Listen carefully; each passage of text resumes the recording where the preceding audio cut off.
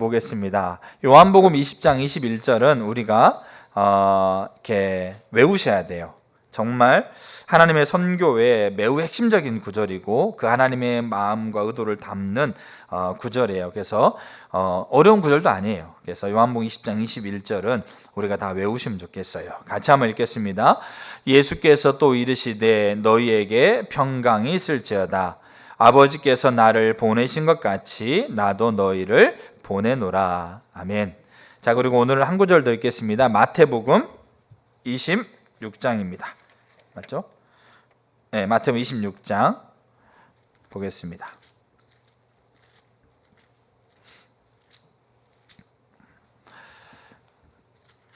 자, 52절부터 보겠습니다. 이에 예수께서 이르시되 내 칼을 도로 칼집에 꽂으라. 칼을 가지는 자는 다 칼로 망하느니라. 너는 내가 내 아버지께 구하여 지금 12군단 더 되는 천사를 보내시게 할 수 없는 줄로 아느냐. 내가 만일 그렇게 하면 이런 일이 있으리라 한 성경이 어떻게 이루어지겠느냐 하시더라. 아멘.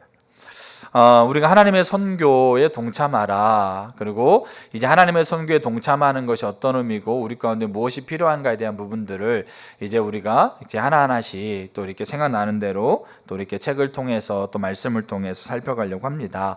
하나님의 선교라고 했을 때 하나님의 선교가 뭐냐? 그 하나님의 선교에 동참하는 거, 하나님 우리가 그렇게 생각했을 때 외국에 나가 있는 선교사님들 우리가 선교해야 되는 건가? 또 외국에 나가 있는 선교사님들을 우리가 더 후원해야 되나? 기도해야 되나? 아니면 더 많은 선교사님들을 우리가 찾아가지고 그 선교사님을 후원해야 되나? 우리가 그렇게 생각하기 쉽습니다. 근데 하나님의 선교에 동참하는 것은 그거를 포함하는 거죠. 근데 하나님의 선교라고 하고 있는 것은 그것에 국한되어 있지는 않습니다. 그래서 하나님의 선교는 한마디로 말하면 하나님의 활동, 하나님 활동 자체가 하나님의 선교입니다. 그러니까 하나님이 무슨 활동을 하시느냐? 단 하나의 목적을 가지고 활동하십니다. 창조의 목적으로 회복하시는 활동. 하나님이 창조하셨을 때 하나님은 온 세계를 가장 아름답고 선하게 창조하셨어요. 왜? 하나님은 선하시니까. 근데 그 세상이 타락했죠. 근데 하나님께서는 예수 그리스도를 보내셔서 그 창조의 본래의 목적을 회복하시는 그 구속을 완전하게 성취하셨습니다. 그리고 완전하게 성취하고 나서 하나님은 그때부터 이제 하나님은 가만히 계시느냐? 그렇지 않고 하나님께서 예수 그리스도를 통해서 성취하셨던 창조의 목적으로 완전하게 성취하셨던 그 구속을 지금도 이 땅에서 실현시키기 위해서 하나님이 활동하고 계신다. 그걸 하나님의 선교라고 얘기하는 거예요. 그리고 그 하나님의 활동은 단순히 우리가 예배 드리고 있는 이 공간, 알겠죠? 우리가 하나님 앞에 기도하고 있는 그 시간, 내가 말씀을 묵상하고 있는 그 시간, 그러니까 그렇게 하나님 우리가 예배 드리고 묵상하고 기도하고 있는 그 시간에만 국한되는 게 아니다. 하나님의 창조의 목적으로 본래 목적으로 회복하시는 하나님은 그 시간에만 국한되는 게 아니고 하나님의 창조의 목적으로 회복하려고 하고 있는 하나님의 그 회복의 영역은 포괄적으로 모든 영역, 하늘과 하늘 위, 땅과 땅 아래 이 모든 영역을 다 포괄하는 것이기 때문에 그 움직임을 하나님은 이 전체적인 이 포괄적인 피조물 전체에 하나님 그 활동을 하고 계신다. 여러분, 그래서 우리가 이제 오늘 말씀을 나누면서 우리가 볼 게 우리 삶을 조종해야 되는데요. 우리 삶을 조종하는 것은 이거를 우리가 신뢰하는 게 필요해요. 하나님이 내 삶에서 활동하신다. 하나님이 창조의 목적으로 회복하시려고 원하는 이 단 한 가지의 목적을 가지고 하나님은 활동하신다. 어디에서요? 내 삶에서, 내가 있는 영역에서, 내 나라에서, 전 세계에서 모든 하늘과 하늘 위, 땅과 땅 아래. 여러분, 그렇기 때문에 우리가 이것을 우리 삶을 조정해야 되는데 이걸 우리가 먼저 인정할 필요가 있어요. 왜냐하면 하나님의 활동이 단 한 가지 목적을 가진다고 그랬잖아요. 뭐로요? 창조의 본래 목적을 회복하는. 근데 그 하나님 활동 가운데는 내가 의도치 않는 일들이 일어나요, 안 일어납니까? 일어나요. 근데 그때 내가 요게 내 삶의 조정이 될 필요가 있다는 거죠. 하나님은 지금 창조의 목적으로 회복하려고 하는 활동을 지금 하고 있다는 것을 인정하고 신뢰하는 요게 우리 삶 가운데 조정이 돼 있어야 돼요. 자, 이제 그런 부분들을 좀 더 나누겠는데, 자, 근데 그렇게 하나님이 지금 활동하시는 게 하나님의 선교예요. 근데 이 하나님의 선교에 예수님 뭐라고 그러냐면 아버지가 아버지의 선교의 나를 보내셨다. 그러니까 예수님이 보내셨다라고 하고 있는 말은 아버지가 여기 있고 예수님이 가가지고 그 일을 하는 게 아니고, 예수님은 보내셨다는 말을 어떻게 이해했다고요? 아버지가 여기 있고 그리고 아버지가 하고 있는 그 활동에 나를 아버지가 보내셨다. 알겠죠? 그러니까 하나님이 여기 계시고 저기서 활동하는 건 하나님은 가능하신 분이에요. 알겠죠? 그러니까 여기 계시고 하나님은 미국에 계시는 거 가능하신 분이에요. 왜? 하나님은 시공간에 제약이 없으시잖아요. 그게 전능하시고 전지하시고 어디에나 계시는 무소부재하신 하나님이잖아요. 그러니까 하나님이지. 자, 근데 예수님은 그렇게 하나님이 계시고 나를 보내셨는데 그 하나님이 활동하고 있는 그 활동으로 나를 보내셨다라는 거죠. 그렇기 때문에 나는 하나님께로 보내졌다. 나는 하나님이 그 시대 하고 있는 활동으로 보내지고 그 시대 하고 있는 활동에 하나님께서 내 삶의 자리에서 매 순간 매 순간 하고 있는 활동에 그 선교, 그 활동 자체에 나를 보내셨다. 그래서 예수님은 그걸 보기로 원했다라는 거죠.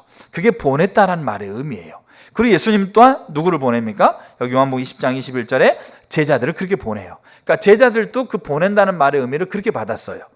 그래서 내가 예수님이 그 하나님의 이 선교에 동참하면서 하나님 활동에 동참했듯이 예수님께서 활동하고 있는 그 활동에 예수님이 나를 보냈구나. 그래서 이 제자들은 예수님에게 자기를 보냈고 예수님이 그 시대에 하고 있는 그 활동과 그 일상의 자리에서 하고 있는 활동에 자기를 보냈다라고 하고 있는 그 인식을 가졌다라는 거예요. 그래서 이 초대교회를 지나가면서 메시지의 핵심이 하나님에게서 누구로 이렇게 전환됩니까? 예수님에게로 전환돼요. 초대교회 사도행전이라든지 고린도서 보게 되면 예수님에게 초점 맞춰지는 거죠. 결국 같은 삼위일체시니까. 그래도 이 제자들에게 그런 인식이 있었다는 거죠. 그런 가치를 가지고.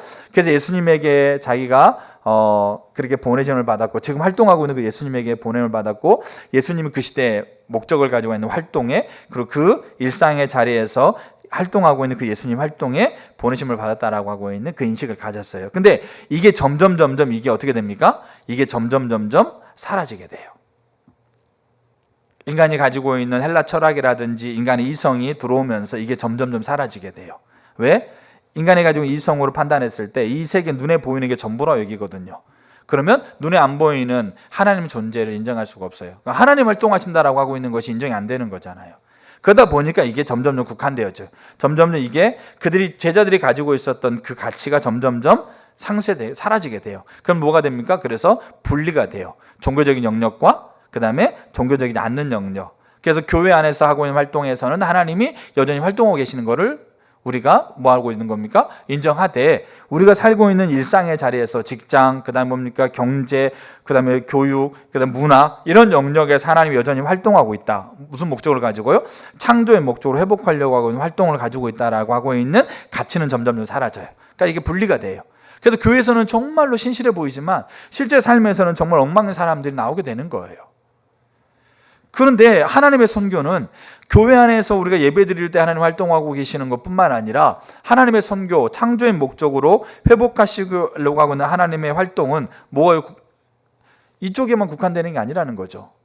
하나님은 창조주이고 구원자이시고 통치자이시고 심판자이시고 그분이 함께 계시는 그 하나님은 우리의 모든 영역, 포괄적인 영역, 하늘과 하늘 위, 땅과 땅 아래에 있는 모든 영역을 포괄하고 있는 활동을 하고 계신다라는 거죠. 그 활동을 지금 하나님이 하고 계신다. 거기에 우리가 이제 하나님께서 우리를 초청하신다라는 거죠. 그래서 하나님의 선교는 초청이에요. 근데 이 초청이요, 그 시대에 살고 있는 모든 사람에게 해당돼요. 그래서 우리는 이 초청이 우리에게 책임으로 주어진 거예요. 우리는 그 하나님 앞에서 히브리서 9장에 한 번 죽는 건 사람에게 정해진 거예요. 근데 그 위에 뭐가 있다고 그래요? 그 위에 심판이 있어요. 근데 그 심판은 하나님의 초청에, 이 초청은 모든 그 시대를 살고 있는 모든 사람에게 해당되는 초청이에요. 이 초청에 그 책임을 내가 어떻게 감당했느냐를 가지고 하나님 앞에 설 거예요. 그러니까 우리가 살고 있는 이 삶의 모습이 하늘나라로 연결되어 있는 부분들이 반드시 있다라는 거죠. 그래서 우리가 그걸 가지고 심판할 거예요. 근데 하나님이 활동하고 있는 활동에 우리가 동참해 가고 우리가 그 앞에 같이 걸어가는 것에 있어서 가장 핵심은 예수 그리스도를 믿는 거잖아요. 그리고 예수 그리스도를 믿고 그 다음에 그 하나님과 동행하고 있는 삶을 살아가고 있는. 그래서 우리 믿는 자들은 죄의 심판은 받지 않아요. 지옥에 가고 천국에 가고 지옥에 가는 심판을 받지 않는다라는 거죠. 그럼 어디요? 하나님의 나라 앞에 서되, 그러나 우리가 우리 시대에 하고 있는 활동에 우리가 책임을 가지고 우리가 하나님 앞에 반응했던 걸 가지고 우리는 분명하게 결산할 거예요. 믿지 않는 자들은 그 책임의 가장 첫 번째가 뭐예요? 예수를 믿는 거니까. 근데 그게 안 됐기 때문에 그들은 그 행위를 가지고 심판을 받아서 지옥에 가는 거죠.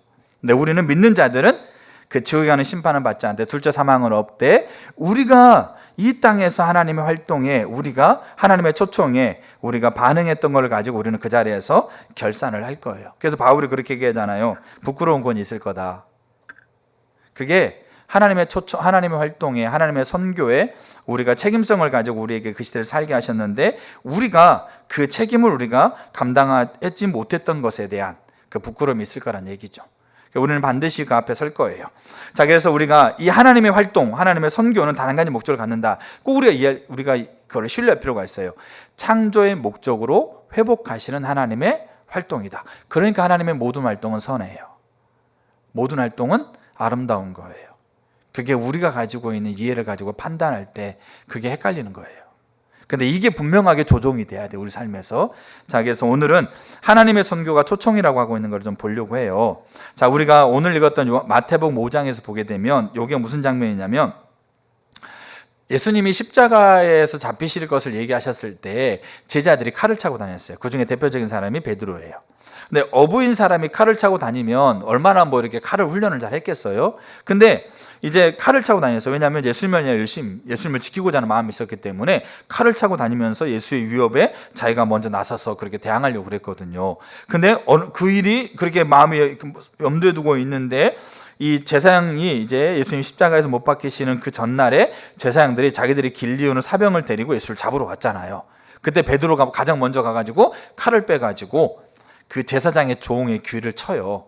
요한복음에 보게 되면 말고라는 제사장의 귀를 칩니다. 의도적으로 쳤는지 아니면 휘둘다 보니 쳐졌는지 어떻게든지 몰라요. 그러나 그렇게 귀가 잘려요.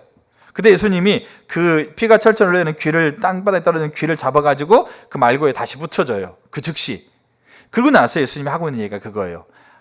베드로야, 너 칼을 빨리 칼집에 집어넣어라. 그러면서 뭐 얘기하냐면, 그러니까 우리 예수님이 가지고 있는 요 가치가 너무 중요하다는 거죠. 보세요. 내가 내 아버지께 구하여 지금 12군단 더 되는 천사를 보내시게 할 수 없는 줄로 아느냐. 여기 군단이라고 하고 있는 그 당시 로마 군인의 제도예요. 근데 일개 군단에는 병사가 5천에서 6천 명이 있어요. 그게 한 군단이에요. 알겠죠? 그러면 12군단이면 뭡니까? 약 한 6만에 7만 명이 돼요. 알겠죠? 근데 그게 사람의 군단이 아니고 천사로 이루어지는 군단. 천사가 6만에서 7천 정도가 된다는 얘기죠. 근데 성경에 보면 한 천사가 한 나라를 쓸어버려요. 근데 6만에서 7만 정도 되는 천사가 일거이 그 자리에 내려왔다고 생각해 보세요. 거기에 몇만 명이 지금 예수님 잡으러 왔겠어요? 몇천 명이 잡으러 왔겠어요? 불과 몇십 명밖에 안 되는 건데 12군단도 되는 천사들을 지금 동원해서 예수님 할 수 있다고 없다고요? 할 수 있다라는 거예요. 지금 성경이 그러잖아요. 지금 12군단도 더 되는 천사를 지금 보내게 해서 이곳에 천사가 와가지고 싹 이걸 해결할 수 없겠느냐라고 물어보는 거라는 거죠.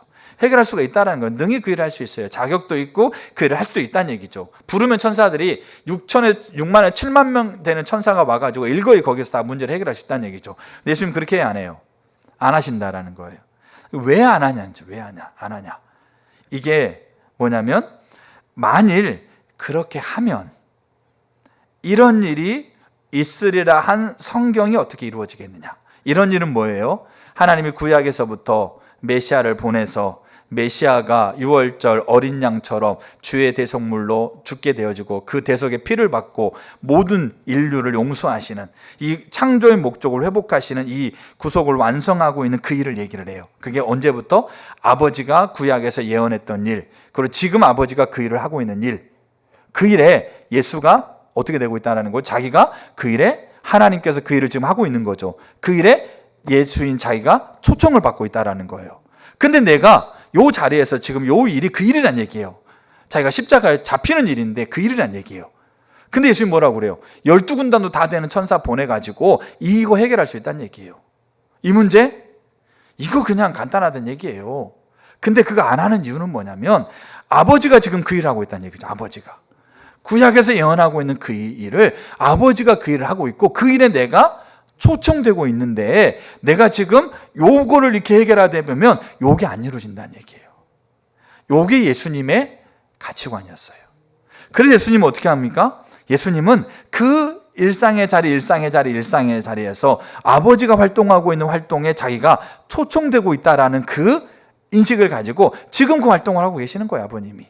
그러니까 이 아버지가 그 일을 하고 계시니까 자기가 그 일에 초청되는 것에 동참하는 걸 통해서 하나님께서 말씀하시고 그 말씀을 성취하기 위해서 지금 활동하고 있는 활동이 이루어지고 있는 거예요. 그것을 지금 예수님이 제사장들의 군대에 의해서 잡혀가려고 하는 그 자리에서 천사 한 명만 불러도 그 나라 다 쓸어버릴 수 있는 그 권세가 가지고 있는데 12군단도 더 되는 천사를 보내게 할 수 있는데 그렇게 하지 않는다는 거죠. 이게 예수의 가치관이었어요.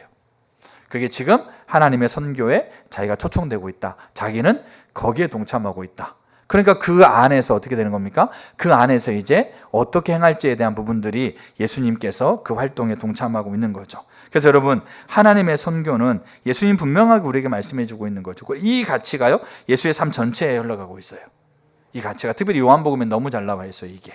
그래서 예수님은 하나님의 선교, 하나님 활동은 뭐라는 거죠? 자기 자신을 부르시는 초청이에요. 그래서 우리가 하나님의 선교가 초청이라는 걸 꼭 우리가 이해할 필요가 있어요. 꼭 우리가 인식할 필요가 있어요. 자, 그래서 이 하나님의 선교가 초청이라는 것에 대해서 우리가 몇 가지를 좀 이렇게 이해할 필요가 있는 것들을 나누려고 해요.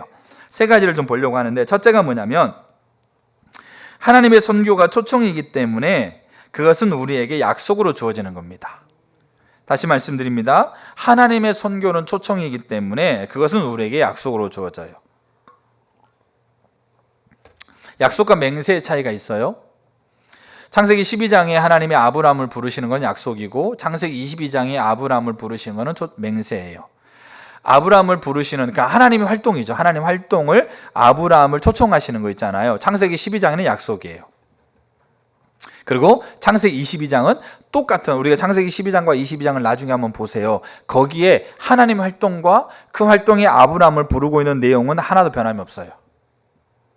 단어가 표현이 다를 뿐이지 그 내용은 똑같아요.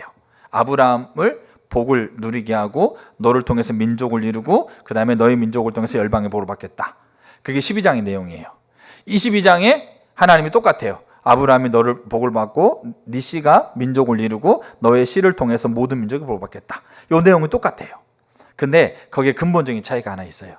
그게 뭐냐? 창세기 12장은 아브라함에게 약속으로 주어진 거예요. 그 창세기 22장은 내가 나를 두고 맹세하노니, 그렇게 표현되고 있어요. 하나님이 맹세한 거예요. 이제는 맹세는 뭐냐? 아브라함의 행동 유무에 따라서 일이 바뀌지 않아요. 아브라함이 어떤 것을 결정하느냐 유무에 따라서 일이 바뀌지 않아요. 그거는 맹세예요. 근데 창세기 22장 18절은 뭐라고 그러냐면 내가 맹세하노니 그렇게 얘기하면서 네가 내 말을 준행했기 때문이다, 이렇게 표현되어 있어요. 그러니까 22장에 이삭을 바치는 사건이 나와죠. 그러면 창세기 12장의 이 약속은 뭐냐? 아브라함의 행동 유무에 따라서 하나님께서 가지고 있는 초청, 하나님 활동 있잖아요. 활동에 아브라함을 초청하고 있는 초청의 유무가 바뀌어요. 주기도문 나왔잖아요. 우리가 우리 죄를 사하여 준 것처럼 용서하여 주라고. 우리가 죄를 용서하지 않으면 우리 용서가 유보돼요. 분명하게 성경은 그렇게 표현되고 있어요. 그러니까 이 하나님의 선교가 우리에게 초청이라는 것은 약속으로 주었다는 거예요. 맹세가 아니에요. 내가 아무렇게나 하고 내가 그 자리에 머물러 있으면 하나님의 선교가 하나님의 활동이니까 이루어지겠지. 아니에요.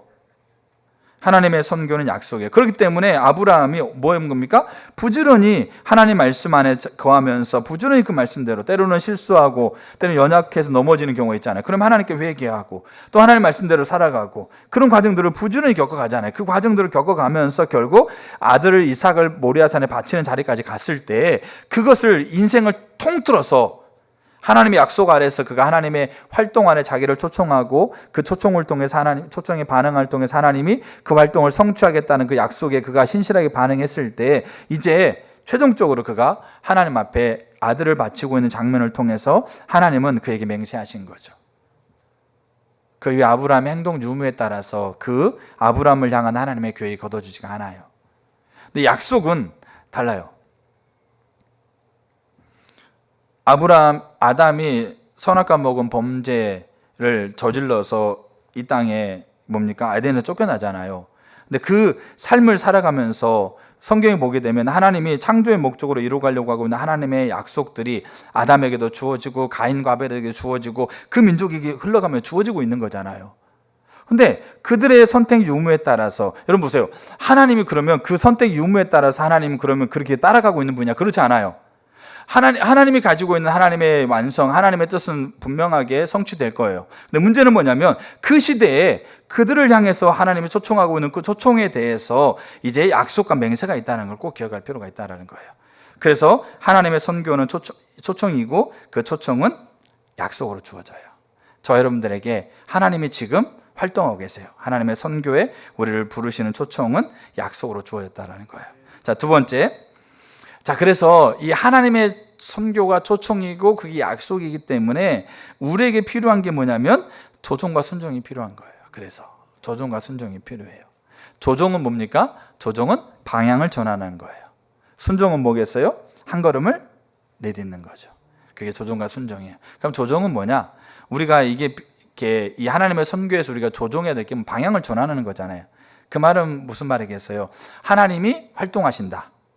그 활동은 창조의 목적, 알겠죠? 하나님이 가장 아름답고 선하게 창조했던 그 창조, 그 타락했던 그 세상을 하나님이 예수님을 통해서 그 구속의 창조의 목적으로 온전하게 회복하시고 있는 그 구속의 성취, 이거를 실제로 우리 삶 가운데서 실현시키고 구현시키는 활동, 그 활동을 하나님 하고 계신다라는 거죠.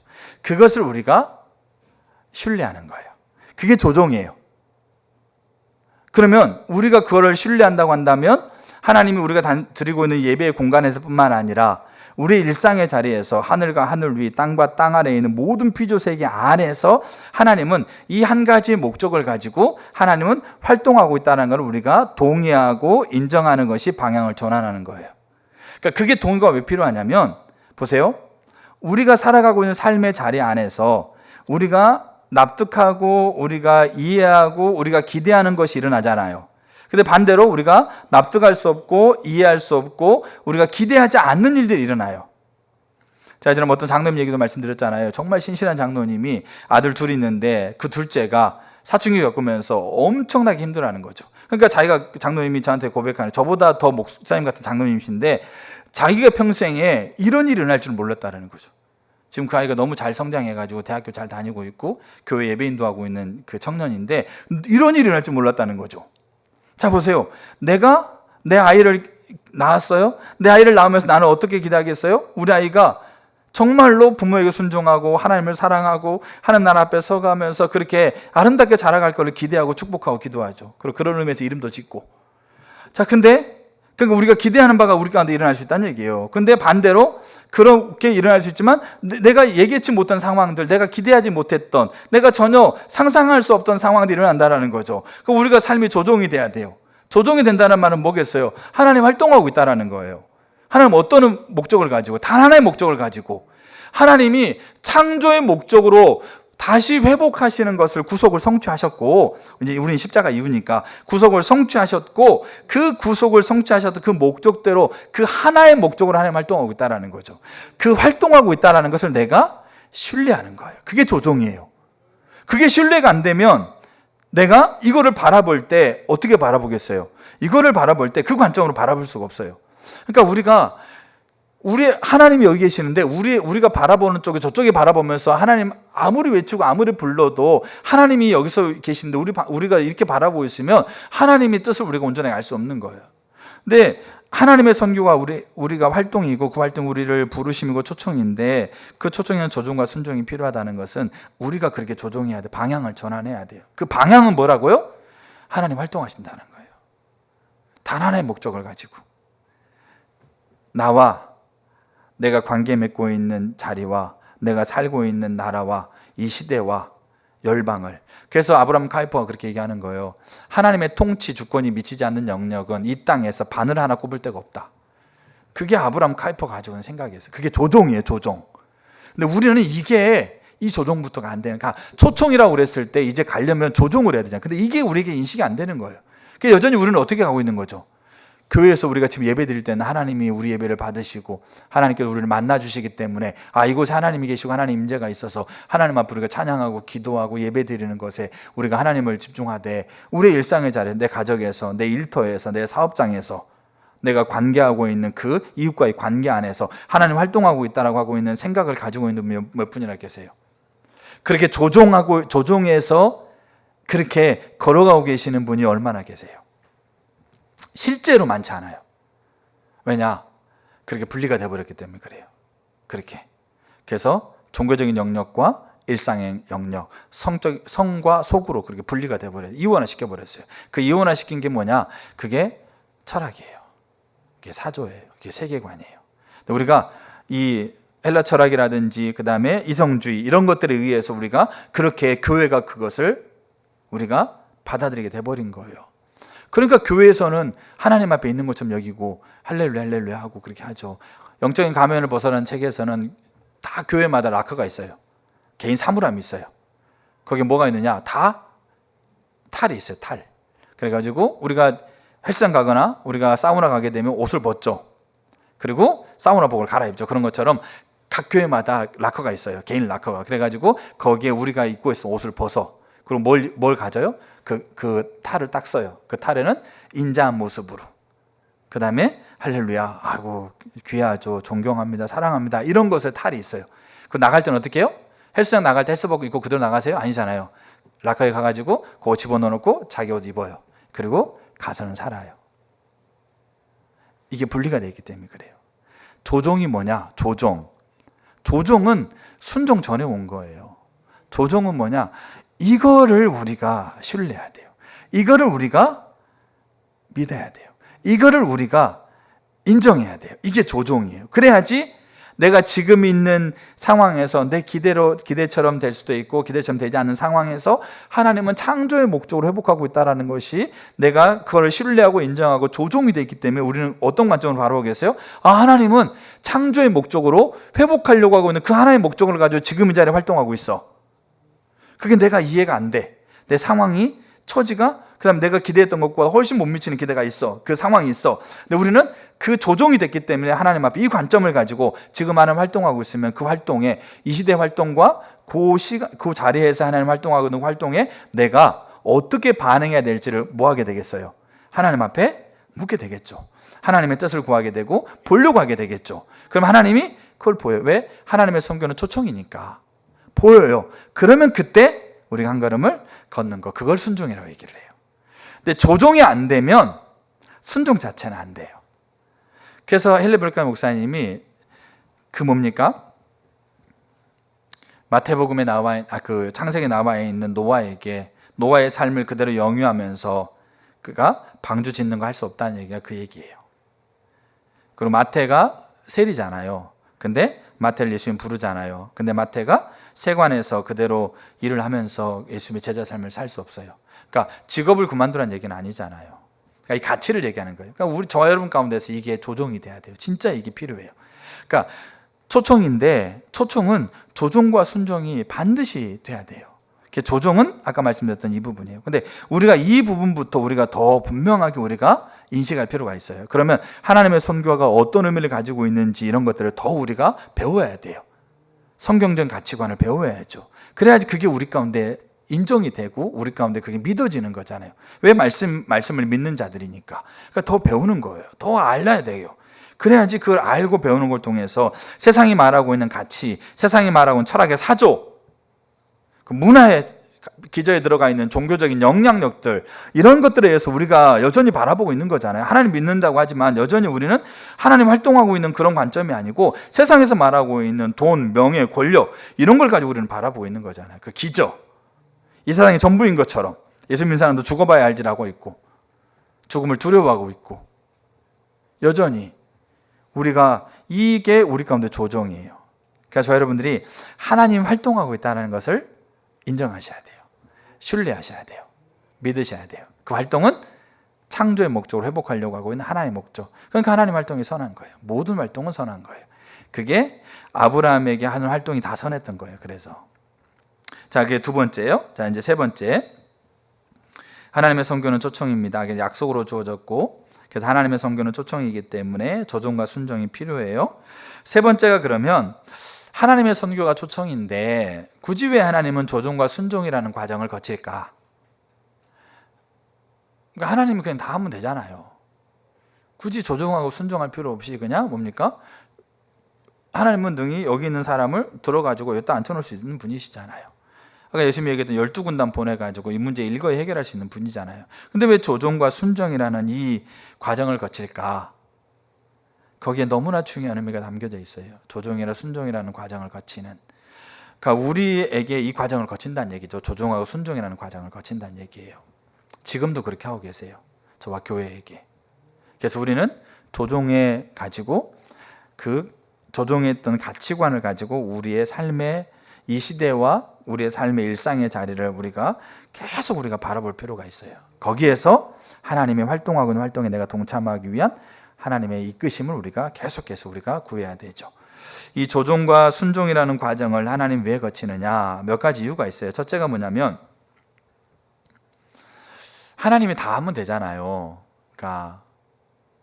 근데 하나님은 그렇게 하지 않아요. 왜 그러느냐? 하나님이 세상을 창조했을 때 우리가 알다시피 창세기 1장에서 하나님께서 세상을 창조했죠. 가장 선하게 세상을 창조했던 창조의 세계를 하나님은 확장하고 유지하고 개발하고 넓히는 그 일들을 하나님이 여전히 계속 하시는 거예요. 그러니까 하나님이 일하셨다고 그랬잖아요. 창조를 하나님 일로 표현하고 있거든요. 근데 그 일을 하나님 멈춘 적이 없어요. 안식일에 쉰다고 그러니까 하나님 그 일을 쉬는 거로 여기는데 그게 아니에요. 그거는 하나님 안에서 누리는 그 안식을 얘기하는 거지 그 일 자체를 쉬는 걸 얘기하는 게 아닙니다. 그러니까 하나님은 창조를 일로 표현했고 그 일을 하나님은 계속할 생각을 가지고 있는 거예요. 그가 창조했던 그 창조의 모습대로 유지하고 개발하고 확장하고 발전시키는 일을 아버지 하나님은 창조 때부터 계속 그 일을 하려고 하고 있는 그 의도를 가지고 계셨다는 얘기죠. 그걸 어디서 볼 수 있느냐? 그 가장 자기의 형상을 담아서 창조한 인간에게 그 모든 피조물의 대표인 인간에게 그 일을 맡기잖아요. 알겠죠? 그가 자기가 하려고 하고 있는 그 일, 자기가 지금도 그 일을 하고 있는 그 일에 그 인간을 동참시키지 않습니까? 이걸 우리가 문화명령이라고 그러고 창조명령이라고 그래요. 1장 26절에 땅을 정복해라, 다스려라, 경작해라. 그러니까 아버지가 하고 있는 일을 그리고 아버지가 앞으로 계속하고 있는 일에 누구를 동참시킵니까?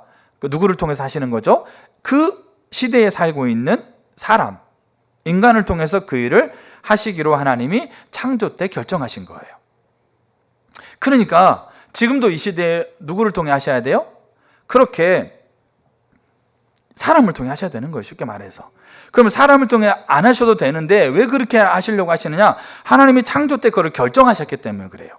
공의 하나님께서 그것을 결정을 내리셨기 때문에 최종적으로 도장을 찍으셨기 때문에 하나님 공의 하나님 때문에 그것을 계속 하나님 이 땅에서 계속 그 원칙을 지켜가시는 거죠.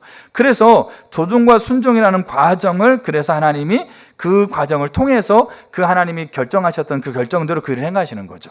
그래서 창세기 1장에 하나님께서 아담에게 그것을 맡기시는 거고 그 맡기시는 것을 결정하시면서 자신이 하는 일에 사람을 동참시키고 사람을 통해서 그 일을 하겠다고 하고 있는 그 하나님이 영화롭게 하고 있는 그 가장 영광스러운 자리에 누구를 세운 거예요? 사람을 세운 거란 얘기죠. 자, 두 번째, 왜 이 조종과 순종이라고 하고 있는 과정을 하나님이 거치시는가예요. 그러니까 우리에게 이게 너무 중요한 부분인 거죠. 두 번째가 뭐냐면 그 아래 두 번째가 첫 번째는 하나님 그렇게 결정하셨기 때문에 그래요. 두 번째가 뭐냐면 하나님의 활동은 하나님 크기의 일이에요. 자, 하나님의 활동은 하나님의 크기의 일이고 조종과 순종을 통해서 점진적으로 그 하나님의 크기의 일을 우리가 보게 돼요.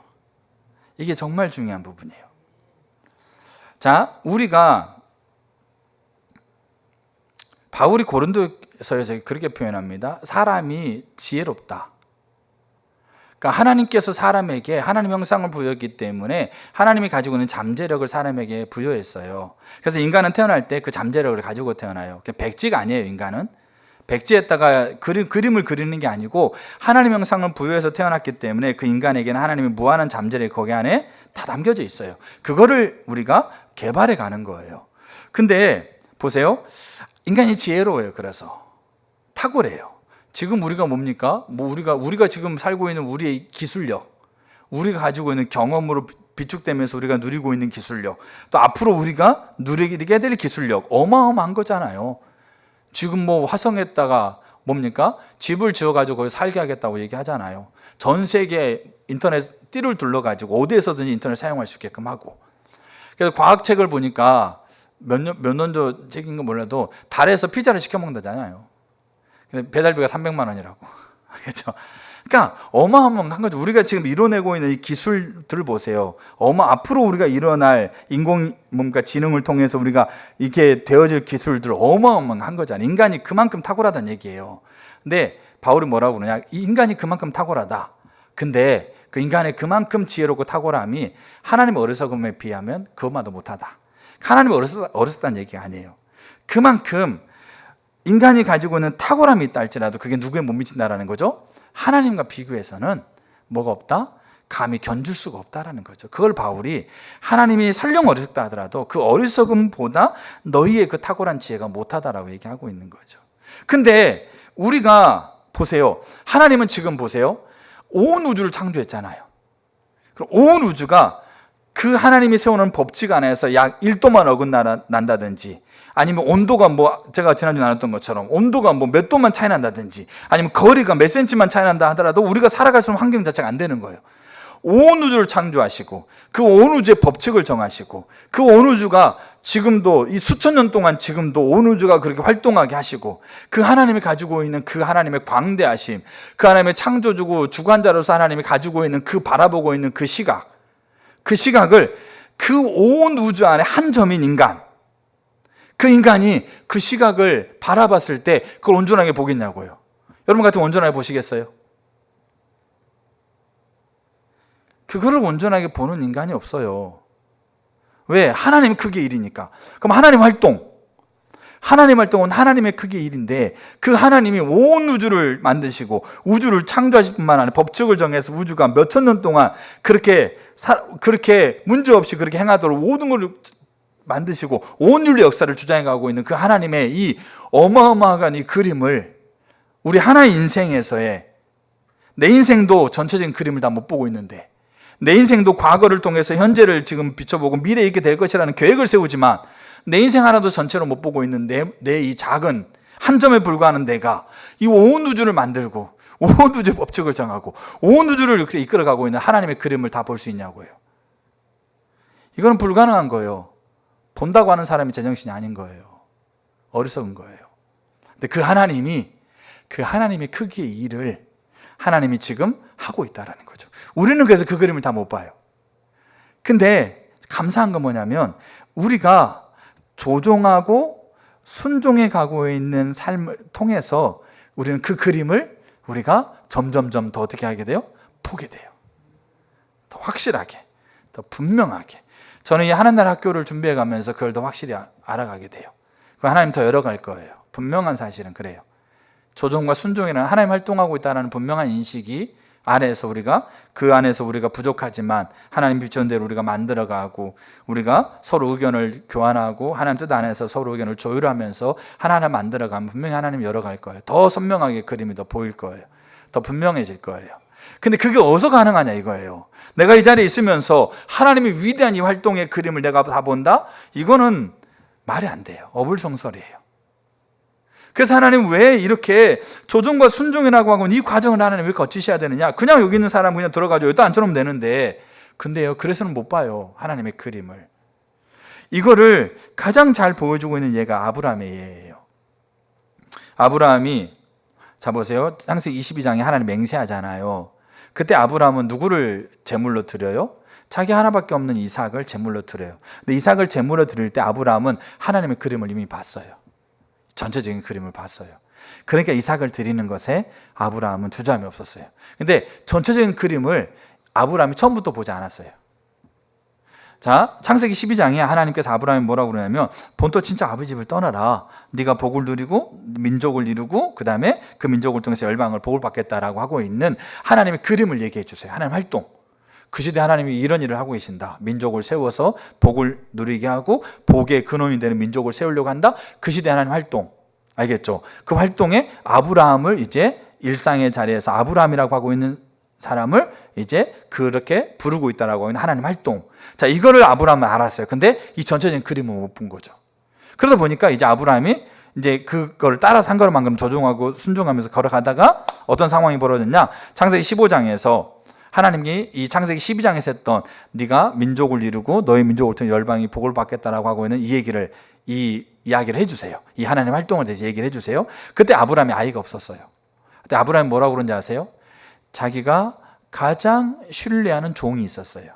그 당시에 자녀가 없으면 종을 양자 삼아가지고 그 가게를 이은 것이 전통이고 우리나라도 그런 게 있었잖아요. 그런 것처럼 창세기 15장에 하나님이 그 12장에 나와 있는 그 이야기를 하나님이 그 비슷한 이야기를 하시니까 아브라함이 나는 자녀가 없는데 지금 민족을 이루고 내가 복 받는 건 이야기했는데 나로 민족을 이룬다? 나는 자녀가 없잖아요. 그러니까 하나님께 아브라함이 뭐라고 그러냐면 자기가 정말 신뢰하는 종 엘리에셀이 있었어요. 그 엘리에셀을 어떻게 합니까? 양자로 삼겠습니다. 그래서 하나님께서 그렇게 하고 있는 이 활동 있잖아요.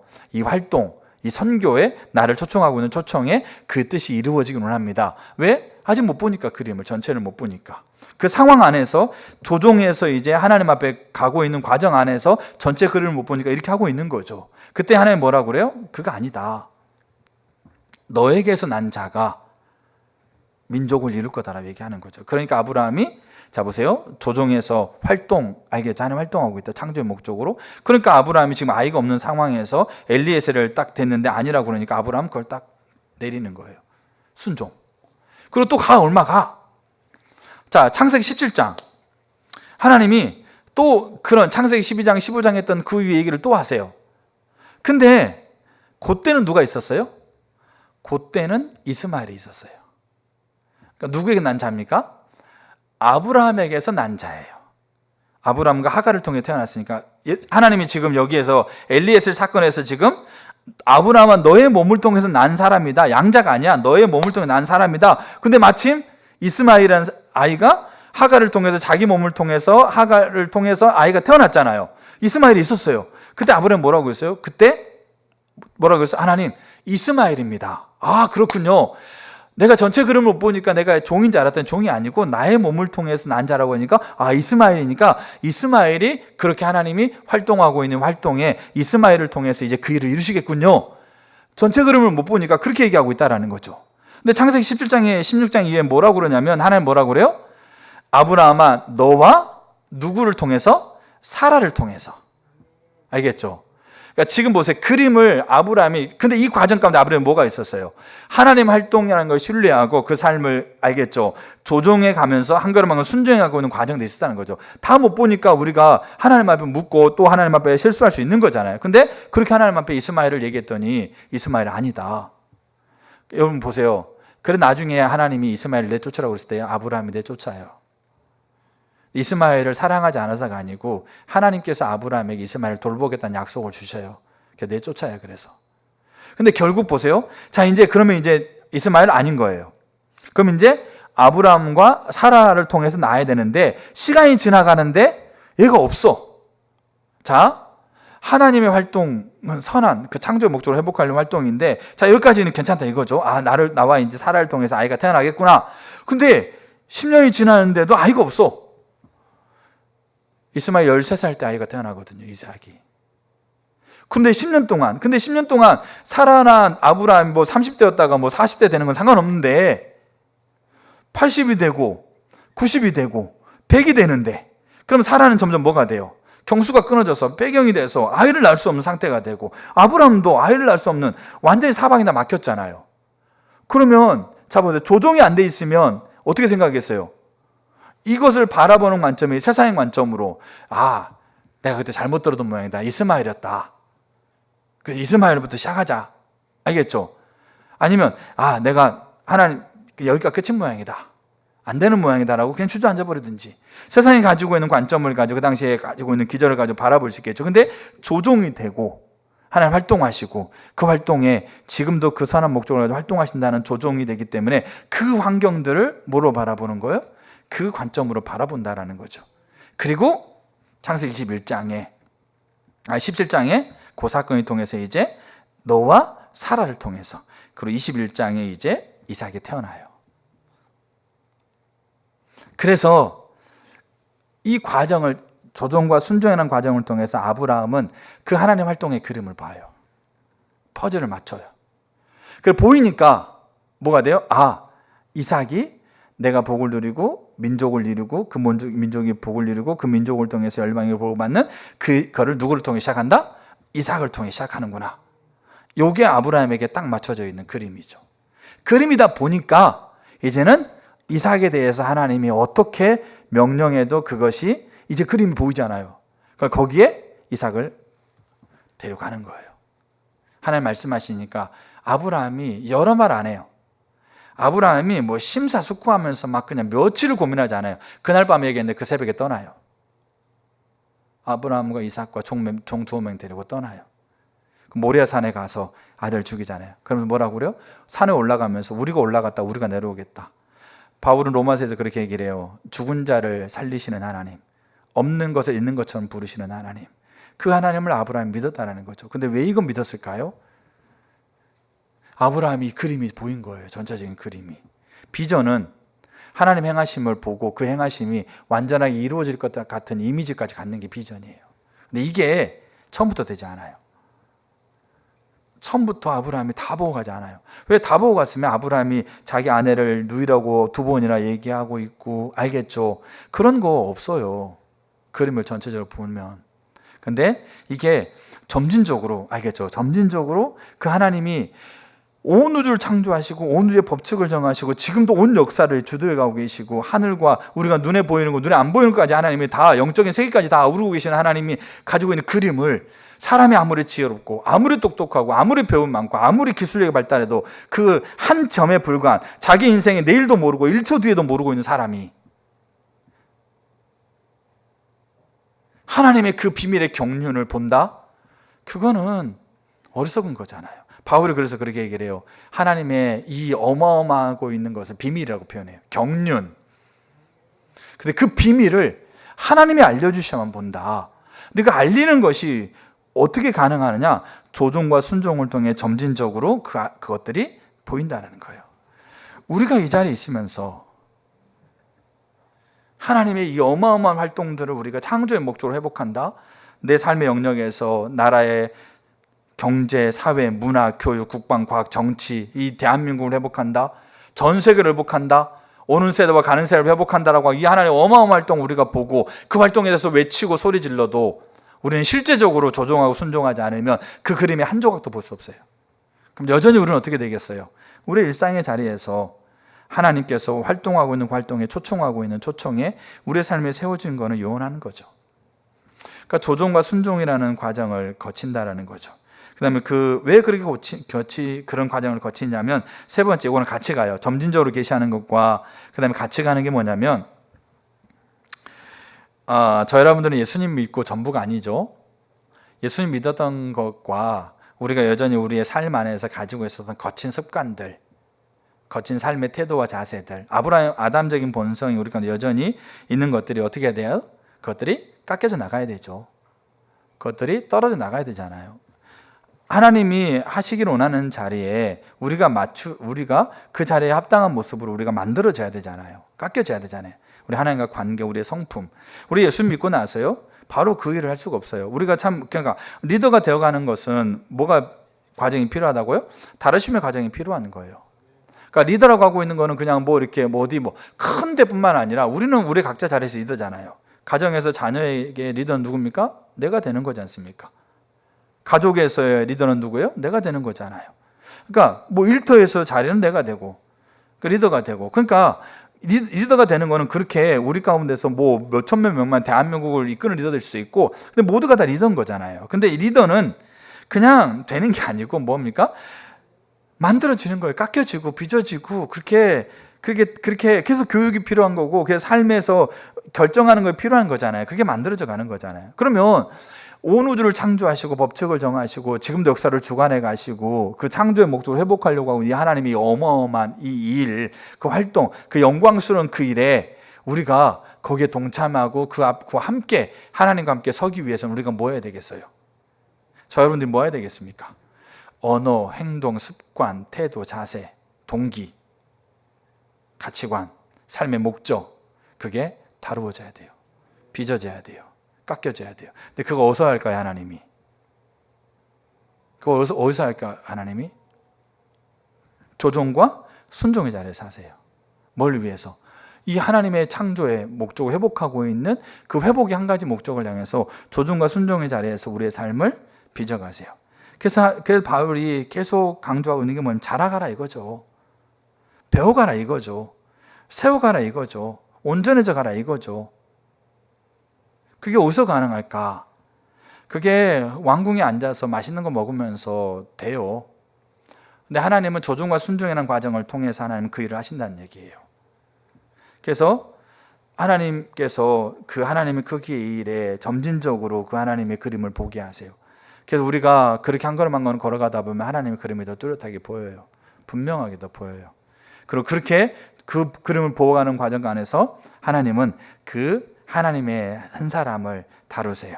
그래서 아브라함을 다뤘고, 그 다음에 모세를 다뤘고, 다윗을 다뤘고, 이 과정이 없는 사람이 누가 있어요? 이 과정이 없는 사람이 그렇게 한번 세워놨다가 엄청나게 뭡니까? 하나님이 후회한다는 표현을 쓰잖아요.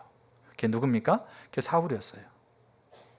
다루시며 과정이 없이 세웠다가 정말로 그가 그 조종과 순종의 자리에서 그거를 배우지 못했기 때문에 그가 잘못된 결정들을 하잖아요. 결정들을 했을 때 그 하나님 앞에 올바른 관점에서 회개하고 서면 되는데 그게 안 되다 보니까 하나님께서 그렇게 세웠음에도 불구하고 그가 하나님께 버림받잖아요. 지옥 갔다는 얘기 아니죠.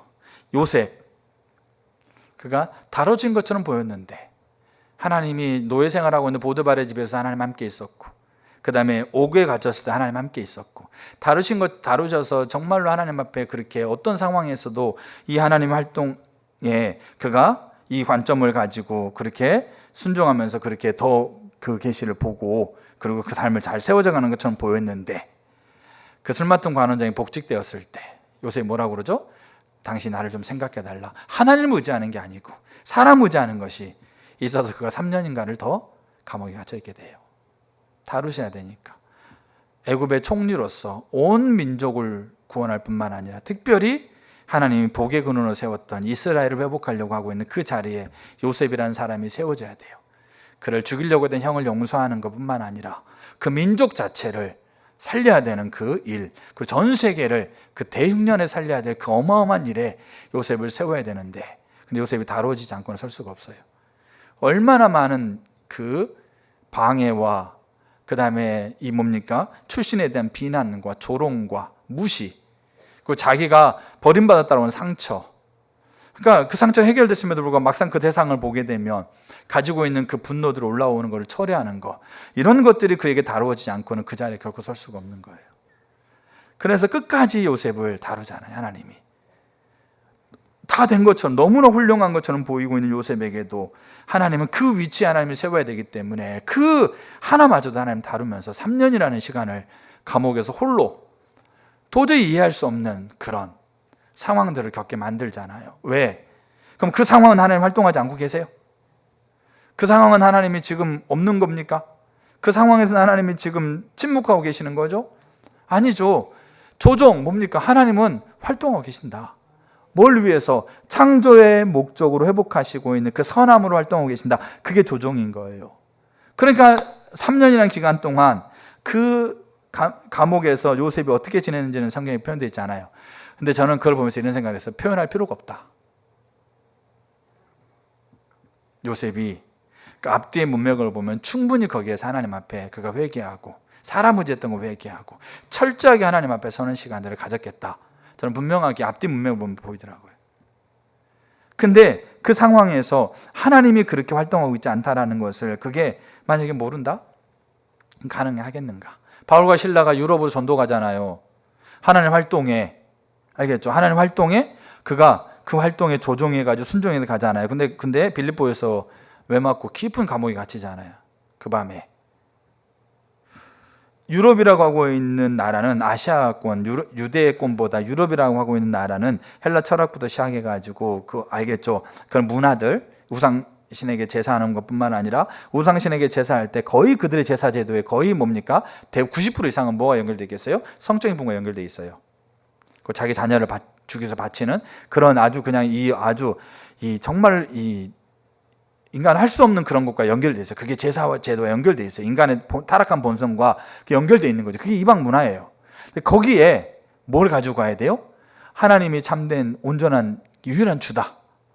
그리고 하나님이 이 땅의 통치자라고 하고 있는, 그리고 하나님을 사랑해야 된다. 하나님이 전부로 너희가 여겨야 된다. 너의 목적을 위해서 하나님을 쓰담는 게 아니고 하나님만이 너의 목적이라고 하고 있는 그 신앙의 본질을 가지고 가야 되잖아요. 근데 그렇게 가려고 하고 있는 그 유럽 사회, 유럽이라고 하는 나라에 그렇게 가야 되는데, 그 가야 되는 걸 위해서 그렇게 잘 다듬어진 것처럼 보이고 있는 바울과 실라, 자기 인생을 다 걸고 하나님 앞에 동참해 가고 있는 바울과 실라, 그 바울과 실라도 그 상황에서, 그 자리에서 하나님이 다루셔야 될 부분들이 있다라는 거죠. 근데 이 조종과 순종이라는 과정을 통해서 바울과 실라는 그 관점을 배워가는 거잖아요. 빚어져 가는 거잖아요. 그래서 어디까지 가요? 내가 예루살렘으로 가는데 성령의 매임을 받아 간다. 나의 목숨을 조금 더 귀한 곳으로 여기지 않는다. 거기까지 가잖아요. 그게 빚어지고 다루어지는 거예요. 우리가 조종과 순종이라고 하고 있는 이 과정을 하나님 위해 거쳐야 될까? 안 거치고 바로 해도 되는데, 근데 이 과정을 통해 하나님 분명히 이 하나님 활동을 더 온전하게 그 시대에서 그 사람을 통해서 하나님이 하고자 하는 분명한 하나님의 의도가 있다는 거죠. 그래서 하나님의 초청이고요, 그 초청에 조종과 순종이 있고요, 왜 하나님의 조종과 순종이라고 하고 있는 이 과정을 거치는지를 우리가 분명히 이해할 필요가 있고, 우리의 삶을 조종하셔야 돼요. 하나님이 활동하신다. 이번 한 주간 동안 우리가 명절 때 가족들 만났을 때 보고자 하는 가족도 있고 또 껄끄러운 가족들 있잖아요. 근데 하나님 활동하신다. 이게 우리가 조종이 되셔야 돼요, 여러분들이. 그게 먼저예요. 자, 이제 마지막으로 이제 한 가지만 나누면, 자, 그러기 때문에 우리가 하나님의 선교에 동참하기 위해서 그 초청이잖아요. 그 초청을 우리가 봐야 되지 않습니까? 하나님 활동을 봐야 되잖아요. 그러니까 하나님은 이 모든 하나님이 우리가 살고 있는 시대의 모든 사람에게 이 초청에 반응하는 책임을 우리에게 이렇게 물으세요. 그러면 하나님도 책임이 있을 거 아닙니까? 알겠죠? 하나님도 그 하나님의 활동을 우리에게 보여야 될 책임이 있는 거잖아요. 근데 그 하나님은 그 책임을 완전하게 하세요. 그리고 우리에게 완전하게 하셨기 때문에 우리에게 책임을 완전하게 물을 수 있는 존재예요. 그를 아들을 보내셔 하셨고, 그리고 그 일을 지금도 하나님은 하고 계시고, 그 활동을 완전하게 하나님의 사람들과 이 세대에 보이세요. 알겠죠? 자, 그래서 우리가, 그러면 이제 마지막으로 조종과 순종인데, 우리가 하나님의 선교에 이제 우리를 초청하잖아요. 그러면 그 초청을 우리가 보기를 원했을 때 우리가 가져야 될 중요한 자세가 있어요. 예수님이 가지고 있었던 마태복음 26장에 했던 것처럼 이 자세. 그렇게 하면 이런 일이 일어나리라 한 성경이 어떻게 이루어지겠느냐. 그렇게 한다는 말은 뭐겠어요? 12군단도 되는 천사를 이 땅에 보내달라고 기도하는 것, 요청하고 그것이 이루어지는 걸 얘기를 해요. 근데 그게 안 한다는 얘기잖아요. 그럼 뭐 하겠다는 얘기죠? 그 성경에 이런 일이 지금 하나님 활동하고 있는 활동이 이루어지는 것에 자기가 초청되었기 때문에 그 초청의 현재의 자리에서 자기가 지금 하나님 활동하고 있는 활동에 자기가 예수님이 초청에 동참되어서 조종하고 순종하고 있는 일은 뭡니까? 12군단의 천사를 보내서 그 일을 해결하는 게 아니고 뭐라는 거죠? 제사장들의 사병에 의해서 잡혀가는 거예요. 잡혀서 모든 사람의 침뱉음 당하고 수치를 당하고 조롱당하면서 십자가의 자리까지 가는 거예요. 그 말은 즉슨 뭐냐면, 예수님이 하나님의 선교, 하나님 활동을 예수님이 초청으로 이 땅에 보내져서 그것을 알기로 하고 이 시간의 자리에서 그걸 알기로 한다는 것은 철저하게 예수님 안에서는 그렇게 하지 않고, 알겠죠? 여기 그렇게 하면은 뭐겠어요? 그렇게 하면이 세상에서 말하고 있는 12군단의 천사를 보내가지고 그 문제 해결하는 거예요. 그렇게 하지 않고 하나님의 활동대로 하겠다라고 하고 있는 결단인 거예요. 이게 필요하다는 거예요. 이게 자세. 이게 예수님이 지금 말씀하고 있는 자세예요. 그렇게 하려고 할 수 있다는 얘기죠. 그렇게 하는 것이 세상 방법이고, 그렇게 하는 게 빠른 방법이고, 그렇게 하는 게 훨씬 더 유익한 것 같아. 그렇게 하는 게 훨씬 더 내가 더 편한 것 같아. 12군단의 천사가 와가지고 일거에 쓸어버리는데, 모든 문제가 완전히 해결돼 버리는데. 근데 그렇게 하지 않고, 그럼 그렇게 한다라는 것은 알겠죠? 우리 편에서 방법이고, 그렇게 하지 않고 성경에 예언하고 있는 하나님이 활동하고 있는 활동에 내가 반응하겠다고 하고 있는, 거기에 내가 서겠다고 하고 있는 결단, 그 결단을 가지고 그 하나님 활동을 물어야 돼요. 이거를 잘 보여줄 수 있는 예가 창세기에 나와 있어요. 그게 누구냐? 아브라함의 종이에요. 아브라함의 나이가 늙었어요. 근데 아브라함은 이미 그림을 보잖아요. 다 봤어요. 이삭을 통해서 이제 그 민족을 이루고 이제 하나님의 이 그림을 완전하게 본 거잖아요. 근데 이삭이 이제 민족을 이루려면 이삭이 누구를 얻어야 돼요? 아내를 얻어야 되잖아요. 근데 아브라함이 있는 지역은 자기의 민족이 살고 있는 땅이 아니에요. 근데 아브라함이 있는 이방인인데 이방인과 결혼해가지고 이게 안 되겠다. 그게 아브라함이 믿음을 이어가야 되니까. 그리고 아브라함이 이제 자기 민족에서 이제 아름다운 현명한 여인을 택해서 이제 이삭과 결혼시키려고 그랬다는 거죠. 근데 아브라함이 직접 가서 구하면 되는데 아브라함이 나이가 너무 늙어서 갈 수가 없어요. 그래서 아브라함이 가장 신뢰하는, 오랫동안 이건 여러분 이거 잘 기억하셔야 돼요. 아브라함과 오랫동안 같이 있었다라고 하고 있는 것은 아브라함이 보고 있는 그림을 이 오랫동안 같이 있었던 이 종이 완벽하게는 아니더라도, 알겠죠? 그거를 보고 있다라는 거죠. 그래서 이 종을 불러서, 이 종이 엘리에셀이라고 하는 사람도 있는데 그 종은 누군지 몰라요. 늙은 종이라고 표현되어 있어요. 이 종을 아브라함 한도편 밑에 손을 얹고 언약을 하게 해요. 네가 지금 이 일을 위해서 가는데 이 일이 어떤 의미인지를 알지? 근데 이 종은 오랫동안 아브라함과 있었기 때문에 그게 뭔지를 파악하고 있는 거죠. 그래서 이제 이 종은 단순히 자기의 주인의 아들의 부인을 찾으러 가는 게 아니고 이 그림 아래에서 가는 거예요. 자, 그래가지고 며칠을 가고 그 민족의 지역에 이르렀을 때 우물가에 앉아서 누구에게 기도합니까? 요 목적이 성취되도록 그 지금 활동하고 있는, 그곳에서 활동하고 있는 하나님에게 도움을 구하는 거죠. 자, 그리고 구했더니 누가 와요? 리브가가 와요. 그래서 여차여차 이제 성경에 보면 나오죠. 그래가지고 리브가 그 여인이라 해가지고 이제 폐물을 줘가지고 리브가를 보내. 자, 그래서 같이 따라갔더니 이제 라반이 리브가가 왔는데 누구를 데리고 와? 근데 여러 개 낙타를 오고 낙타에 짐이 좀 많이 있네? 그럼 리브가가 팔찌, 예물을 줬잖아요. 팔찌를 보니까 귀한 거야. 야, 이게 뭔가 되겠다 싶은 거죠. 이 라반은 이제 이 그림이 아니고 뭘 봅니까? 이게 이 재리에 빨랐어요. 알겠죠? 이 돈에 굉장히 이렇게 빨랐거든요. 그러니까 딱 리브가를 딱 보고, 리브가가 뭐 들고 오고 있는 거 보고 뒤따라온 사람이 낙타가 있고 낙타에 뭐 어마어마한 짐이 실려 있으니까 야, 이게 뭔가 되겠다 싶어가지고 자기가 엄청나게 맛있는 음식을 쫙 차려요. 알겠죠? 대접하려고. 이제 이게 잘 대접하면 이제 뭔가 자기도 이익이 생기겠다는 얘기 있잖아요. 해가지고 이제 오랜 기간 동안 와가지고, 알겠죠? 그 다음에 우물가에 털썩 주저앉아가지고 물 한 모금 먹고 지금 온 거잖아요. 근데 와가지고 지금 주인이 이 라반이 엄청나게 맛있는 거 차려놓고, 알겠죠? 그래서 먹으라고 그래. 근데 종이 뭐라고 그럽니까? 내가 이곳에 온 이유를 말하지 않고는 먹지 않겠다. 여러분 보세요. 먹고 말하는 거고 먹지 않고 말하는 게 뭔 차이가 있습니까? 말하면 되지. 그냥 이제 맛있게 먹고 좀 여유를 갖고 또 이렇게 샤워도 하고 한잔 마시고 좀 여유가 되고 이제 그날 밤에 티타임 하면서 이제 제가 왔던 이유는 이렇습니다라고 얘기하는 거하고 먹기 전에 얘기하는 건 뭔 차이가 있어요?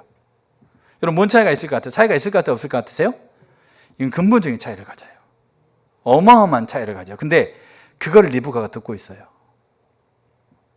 리브가에 가겠냐고 물어보잖아요. 리브가가 간다고 그래요. 근데 리브가는 내가 이제 어마어마한 부잣집에 시집가서 내가 잘 먹고 잘 살겠다. 그거 아니에요. 리브가가 그거 듣고 있어요. 라반도 듣고. 근데 지금 이가 힘들고 어렵고 공부하고 있는 상황에서 그걸 해결할 수 있는 해결책이 지금 먹을 게 있고 편안하게 할 수 있는 게 있음에도 불구하고 그는 먹지 않고 얘기를 해요. 이 자세가 우리에게 필요하다는 거예요. 이 자세가. 묻고 나서 우리가 결정할 수 있어요. 하나님께 물어보고 결단하고 묻는 게 아니고 묻고 결단할 수 있죠. 그게 뭔 차이가 있어요? 묻고 결단하는 거나 결단하고 묻는 거나 뭔 차이가 있어요? 근데 근본적인 차이가 있는 거예요. 자세의 차이가 있는 거예요. 묻고 결단하려고 하면 예수님이 얘기했던 것처럼 그렇게 하는 일이 생길 수가 있어요. 근데 결단하고 물으면 그렇게 하는 일이 우리 가운데 산더미처럼 보여도 그렇게 하는 일이 걸러지게 돼 있어요. 그렇게 하면 이런 일이 일어나리라 한 성경의 예언이 어떻게 이루어지겠느냐. 이게 예수님이 결단하고 묻는 거예요. 아버지께서 이제까지 일하신 나도 일한다. 그거는 아버지가 일하는 거 보고 자기가 결정하려고 하는 게 아니고 아버지가 일하는 것에 자기가 서겠다라는 결단을 가지고 하는 거예요. 왜 그러냐? 하나님 활동이 뭐니까? 초청이니까. 그 초청에 하나님께 나를 조종하고 순종하는 이 뭡니까? 과정을 통해서 우리를 하나님께서 이렇게 해 가신다고 그랬잖아요. 그러면 우리는 그 하나님의 활동에 우리가 그 활동을 봐야 되는 거니까 그 활동에 그렇게 결단하고 조종하고 순종, 조종은 이미 우리가 되어가고 있으니까 그 활동에 순종하겠다는 결단을 가지고 물어야 돼요. 그게 종의 자세예요. 종이 자기가 얼마나 이 어마어마한 책임을 가지고 왔는지를 그 라반과 리브가 앞에서 쭉 얘기를 해요. 그 정말 지치고 힘든 상황에서 쭉 얘기를 하죠. 그리고 그러고 나서 먹어요. 근데 이게 종이 가지고 있는 매우 중요한 자세였어요. 이게 우리에게 필요한 자세예요. 저 여러분들에게. 하나님이 말씀을 마치면서 하나님이 지금도 활동하고 계세요. 포괄적인 영역에서. 근데 이 활동은 한 가지 목적을 가져요. 창조의 목적을 회복하는 활동. 이미 그 일은 성취하셨어요. 구속을 성취하셨어요. 이미 창조하셨고 타락한 세상을 다시 하나님이 새하늘과 새 땅으로 창조하셨고 이제 그 새하늘과 새 땅을 완전히 성취하신 것으로 하나님 끝나버리는 게 아니고 그 새하늘과 새 땅을 지금도 하나님이 누리게 하시고 앞으로 완전하게 하실 거예요. 근데 이때 하나님은 지금도 그 목적을 가지고 활동하신다. 그 활동이 내가 기대하는 것과 내가 바라는 것과 내가 기대하지 않았던 것, 내가 원치 않았던 것 이런 모든 것 다 복잡하게 포함되어 있죠. 근데 우리가 이 중심의 이 정체성과 가치관을 가지고 우리가 조종한다고 한다면 우리는 그 관점에서 그 상황을 하나님 활동 안에서 우리가 그 상황을 우리가 고민하고 그리고 묻고 보기 원하는 거죠. 잘 보이시지 않을 수도 있어요. 모를 수도 있어요. 그리고 우리가 실수할 수 있어요. 근데 조종하고 순종을 가는 과정 속에서 우리는 빚어져가고 다루어져 갈 뿐만 아니라 더 볼 거예요. 그러면 점점 우리 속사람이 강건해져 가요. 그게 신앙이 성숙한 거예요. 근데 이때 우리가 조종하고 순종해서 그 하나님의 활동을 우리가 거기에 우리 자신을 세우고자 하는 결단을 가지고 보려고 해야 된다는 얘기죠. 하나님 지금 무슨 일 하고 계세요? 이 시대에 무슨 일 하고 계시고 여러분 삶에 무슨 일 하고 계세요? 그걸 보기를 원하세요? 그러면 결단하고 물으셔야 돼요. 그리고 결단하지 않고 보고 나서 결단하고 한다면서 그런 일들이 몇 번 있잖아요. 그럼 우리가 하나님께 보여달라고 해서 안 보여줘요. 왜? 보여줘도 안 할 건데. 사람도 몇 번 얘기해서 안 하면 그 다음부터 얘기 안 하잖아요. 너무 중요한 거예요. 사울에게 하나님 몇 번 얘기했는데 안 하잖아요. 그러니까 사울을 하나님께서 그 자리에서 제외하고 다윗을 찾잖아요. 다윗의 특징 중에 하나가 뭐냐면 하나님께 묻는 거였어요. 성전에 사모하는 거였어요. 왜? 그 하나님의 활동에 자기를 부르고 있음을 알고 그 활동에 자기가 동참하고자 하는 결단을 가지고 하나님 활동을 본 거예요. 그래서 물이 없어 마르고 곤비한 땅에서 내 영혼이 주를 갈망하며 앙망합니다. 주의 인자가 생명보다 나아보는 내 입술이 주를 찬양합니다. 그게 가능하게 된 거예요. 저 여러분들에게 하나님은 지금도 활동하고 계십니다. 이게 우리 가운데 먼저 인정이 돼야 돼요. 이게. 그리고 그것에 나를 초청하고 있다. 그럼 내가 그것을 하나님께 내게 보이신다라고 하고 있는 그것들이 우리 가운데도 회복되기를 축복합니다. 아멘. 우리 찬양 같이 하시죠. 우리 아까 이렇게 불렀던 하나님의 부르심 좀 찬양팀 찬양 좀 해주시고 우리 같이 좀 하나님 앞에 찬양하고 있는 것을 우리가 이렇게